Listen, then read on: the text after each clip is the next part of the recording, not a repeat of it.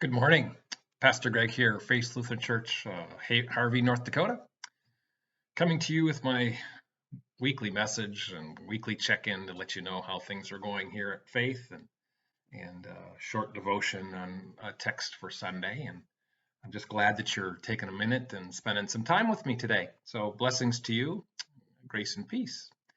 So it's let's see, what day is it? It's March 23rd, 2022. Here we are, we're in the last full week of March already, and we're going to turn the calendar once again to April, and April brings on a whole nother set of stories instead of set of things. So it's a beautiful day again. Sun is shining, it's getting warm. I think North Dakotans really appreciate the warm up after the cold, and it's been kind of a challenging winter this year, so we'll leave it at that. And so we're glad to see the sun. A good amount of the snow is melted. That means that farmers will be getting into the fields. We have calving going on here, and that's always, this bringing new life into the world in both of those agricultural organizations is so important. Flowers, we have some tulips that are beginning to peek out at our house. So new life coming from the dark and cold, dreary ground. It'll be fun to watch the rest of the area wake up for the spring. So it always reminds me of God's regeneration in you, and not to be lost on that. It's important to grab a hold of that and remember that you too can be brought into new life. All right, so what's happening? We're continuing through our walk through Lent. This year, we're walking in this idea of what it means to live and what it means to die, and how to live our lives in both of those realms. By Scripture, we're working through Luke, which are the assigned texts for the lectionary, but we're also integrating it with Luther's explanation of the Lord's Prayer. And so it's fun to integrate those two ideas together to bring some semblance of organization to it. So do join us 10:30 on Sunday mornings. We gather together for worship. If you want, there's a Bible study earlier in the morning. We gather together about 9:15, get started by 9:30, and do about half hour to 40 minutes. So there's still time for you to fellowship with those coming in, as well as delve a little deeper into the Word and understand what the texts for the day mean and how they interact with you in your everyday life. We also have a Wednesday evening worship service as well. That's at 6:30.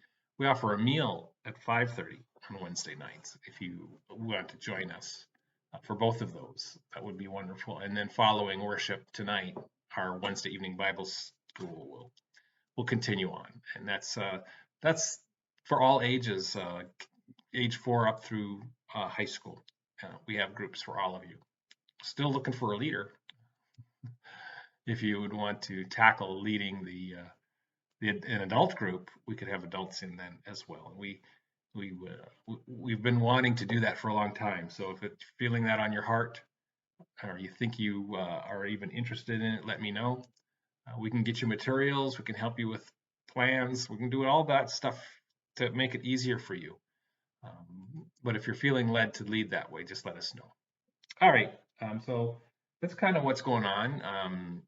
Again, that my series on how to live and how to die is both on Sundays and Wednesday evenings as we walk through that text. You don't need to be to all of them, certainly, but you'll certainly be blessed, I believe. At least I hope that you feel blessed by any given one of them. So join us. I think that's about all I've got to say about that right now. All right, so I was looking at this Luke text, and you can stop and take a look at it.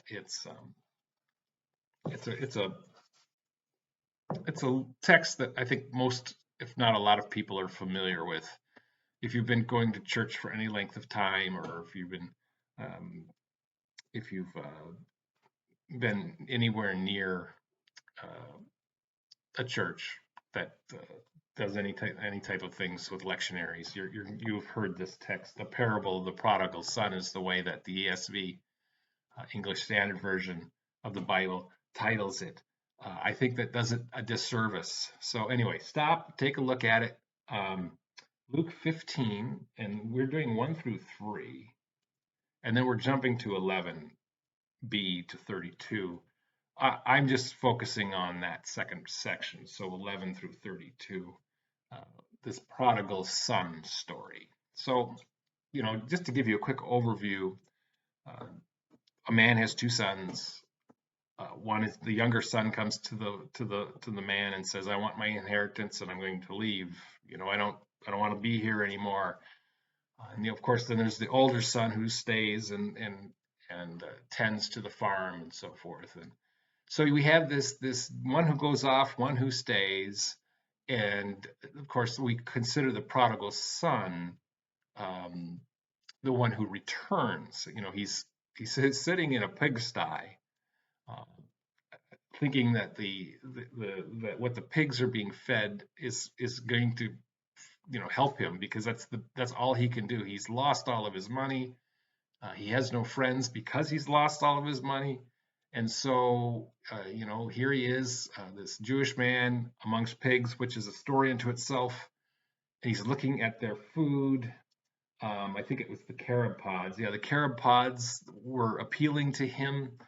And so, and it says, and no one gave him anything, no one helped him.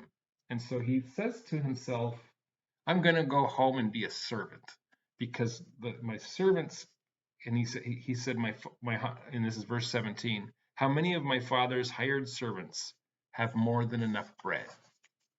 Imagine that. More than enough bread for his servants. And he's looking at the carob pods, and no one is giving him anything. So think about that. And then he goes home. And here's where it all comes in. He's coming home to be a servant. The father sees him. The father runs to him, which again is another discussion for a different realm of where I'm going to go. But the father runs to him and greets him and throws a lavish party, the best stuff, get the best of everything. And so we have that party going on, and here's the son, the older son, who's out in the fields working, tending to his father's properties, doing all the things that he's supposed to be doing, and he's wondering what's going on. The servant says, "There's a party. Your brother came home. Your father's happy. He's uh, throwing all this stuff, and of course, the older son, has no interest in going to this party because he stayed, he worked." And so the father, when he hears the son's not going to come, the father came out and entreated him. His father came out to greet him and to talk to him. And the son lays it all out to the father, and the father says this, "Son, you are always with me, and all that is mine is yours." So the older son has everything. The younger son now has everything.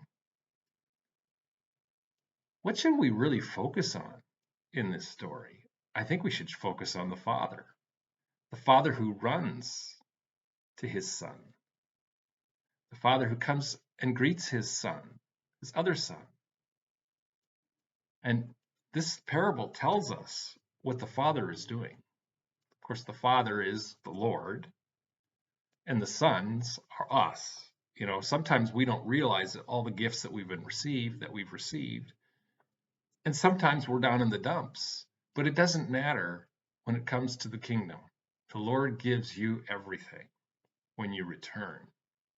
When you come, when you think there's nothing more, the Lord is there. He comes to you. You don't have to go to him. He comes to you. And that's pretty important to grasp. So that's what I want you to take with that text today. Just to remember that it's the Father who's doing all the action. Yeah, the sons are doing their thing, but it's the Father who's giving. It's the Father who's greeting. It's the Father who's going to each of his sons, the ones who stayed and the ones who went away. Everybody gets the same thing. Good stuff. That's all I'm going to say about that today. Prayers for today. Well, we have plenty of people on our prayer list, and so certainly it's good to do that. Pray our prayer list. Pray for our farmers and our ranchers as they get into this busy time of year. And again, take one person today and pray for them, whoever that might be.